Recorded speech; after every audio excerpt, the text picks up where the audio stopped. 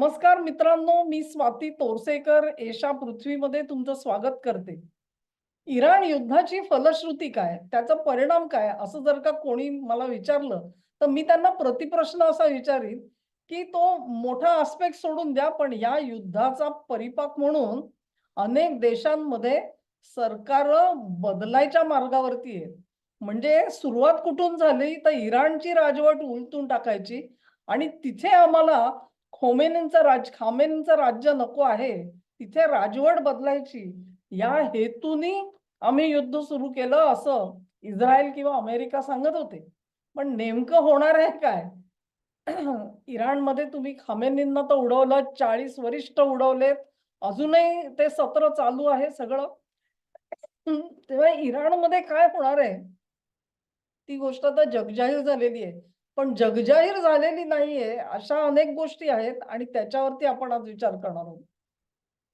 उदाहरणार्थ तुम्ही जर का बघितलं असेल, मी नेतान्याहूंच्या मृत्यू, त्याची आवई, कंड्या पिकवणं ह्याच्यावरती मी एक व्हिडिओ केलेला होता. पण एक गोष्ट कोणीही नाकारू शकत नाही, की नेतान्याहू जे आहेत ते ज्याला म्हणतो आपण उजळ माथ्याने इस्रायलच्या राजकीय वर्तुळांमध्ये वावरताना दिसत नाहीत. सामाजिक वर्तुळातही वावरताना दिसत नाहीयेत. ते नाही म्हटलं तरी लपून-छपून वावरतायत. बॅक एंडला आहेत. पुढे कोण काय करतंय तर त्यांचे जे डिफेन्स मिनिस्टर कार्ड्स आहेत, ते सूत्र हाताळताना दिसतात. ते आपल्याला पडद्यासमोर येताना दिसतायत. नेतान्याहू पडद्याच्या मागे आहेत.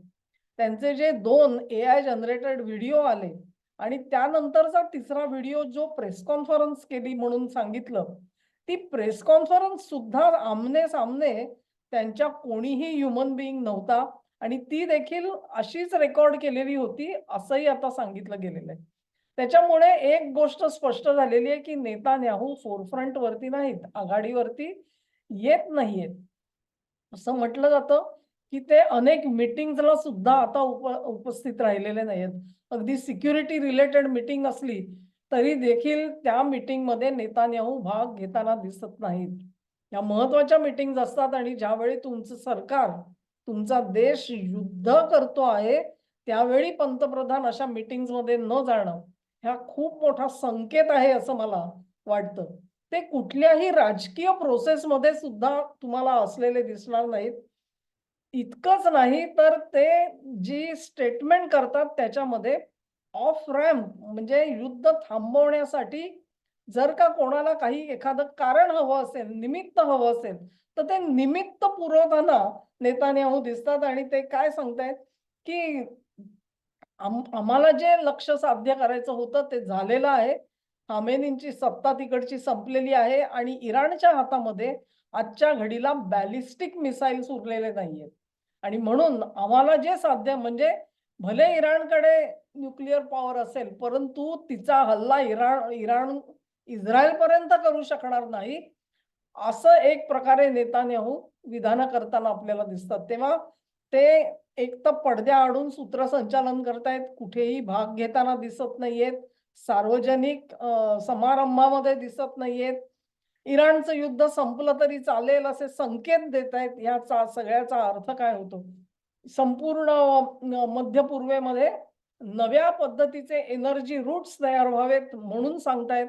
एनर्जी रूट्स म्हणजे सगळी जी पूर्वेकडची जी बंदरं वापरली जात होती, त्याच्याऐवजी इतर रूट्स जर का करता आले, तर कोणाला नको आहेत. त्याच्यामुळे त्याची चाचपणी कदाचित आता सुरू होईल आणि कधी असं संकट आलं, तर परत पर्यायी व्यवस्था आजच्या घडीला जितकी स्ट्राँग नाहीये, ती पुढच्या काळामध्ये उभारण्याची कदाचित विचार योजना जी आहे, ती कदाचित सुरू होईल. तेव्हा अशा प्रकारे इस्रायलमध्ये नेतृत्व बदल कदाचित होऊ शकतो आणि नेतान्याहू आणि त्यांचं सरकार कदाचित सत्तेवर नसेल, परंतु जे कुठचं सरकार येईल ते कशा पद्धतीचं सरकार हवं असेल हे लक्षात घ्या.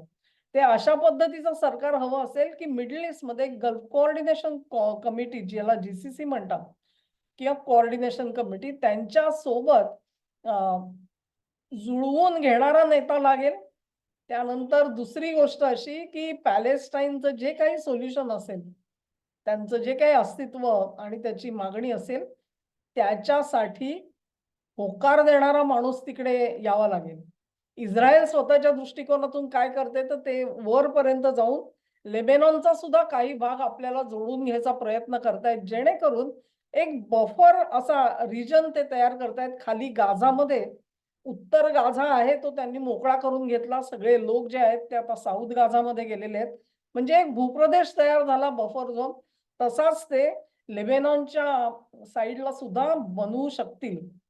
हे जे लेबेनॉन पर्यंत हे जोवर होतंय तोपर्यंत तुम्हाला सिरियामध्ये हालचाली सुरू होताना दिसतायत आणि सिरियामध्ये आपण बघितलं होतं की असद बशार अल असद यांना पळून जावं लागलं रशियामध्ये. त्याच्यानंतर त्यांचं सैन्य इव्हॅपोरेट झालं. त्या सैन्याने काही प्रतिकारच केला नाही असं दिसलं आपल्याला. त्यावेळी आपण आणि मग नंतर हे सगळे जोलानी वगैरे घुसले, आयसिस वाले किंवा ते त्या पद्धतीचे सगळे कट्टरपंथी इस्लामी घुसले.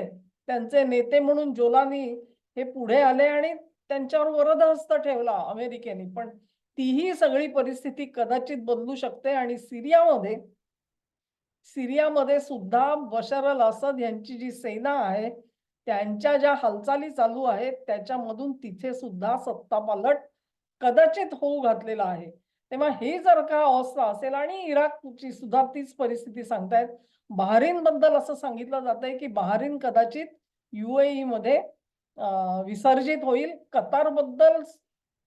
कतारचं राजघराणं तयार नाही, अन्यथा ते सुद्धा त्याच्यात विसर्जित होऊ शकतात. पण हे सगळे बदल जे आहेत हे बदल हे काळाच्या रेट्याच्या नुसार कदाचित होण्याची जास्त शक्यता आता दिसायला लागलेली आहे.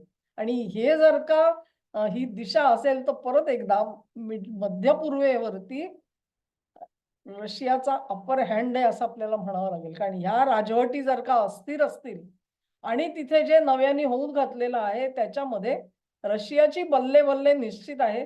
त्यांचं एक तर तेल दुप्पट भावाने ते विकतायत आज, मस्त खुश आहेत. सँक्शन्स गेलेली आहेत तेलावरची. त्याच्यामुळे त्यांना एक खुलं मैदान मिळालेलं आहे आता. आणि ह्याच्या पलीकडे जाऊन जर का पॉलिटिकली मध्य पूर्वेमध्ये त्यांना हवे ते राज्यकर्ते परत जर का येऊ शकले तर ते त्यांच्यासाठी एक मोठी सुवर्ण संधी असेल. तिथे अमेरिकेने काय पदरात पाडलंय तर युक्रेनचं जे काय विभाजन व्हायचं होतं, बाल्कनायझेशन व्हायचं होतं ते आता थोडंसं लांबणीवर पडेल. कारण रशिया म्हणेल ठीक आहे ह्याच्याबद्दल नंतर बोलू, आधी मध्य पूर्व सेटल करा आणि जे काय असेल ते माझे जे फायदे आहेत ते मी करून घेतो. तेव्हा एक अस्थिर असा एक काळ येणार आहे मध्य पूर्वेमध्ये सुद्धा आणि ह्याच्यामध्ये कदाचित सगळी राजघराणी सुद्धा कोसळू शकतात. कारण ज्या पद्धतीत इराणमध्ये राज्य चालवलं गेलं त्याचा संकेत काय लक्षात घ्या, तिथे कुठलंही राजघराणं नव्हतं. तिथे धार्मिक सत्ता होती आणि ह्याचा धसका ते केवळ शियायत म्हणून नव्हे तर धर्मसत्ता राष्ट्र चालवू शकते ह्याचा आदर्श इराणने घालून दिलेला आहे.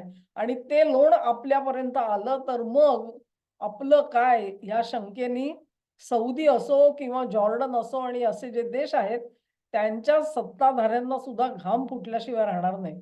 तेव्हा एक प्रकारचा असा हा ज्याला म्हणू आपण परिस्थिती दोलायमान जरूर आहे, अस्थिर जरूर आहे, पण थोड्या थोड्या दिशा मात्र आपल्याला त्याच्यामध्ये दिसायला लागलेल्या आहेत. हा व्हिडिओ तुम्हाला आवडला असेल अशी आशा करते. तुम्हाला आवडला असेल तर लाईक करा, लिंक शेअर करा, चॅनेलला सबस्क्राईब करा आणि सहकार्य असं चालू ठेवा. नमस्कार.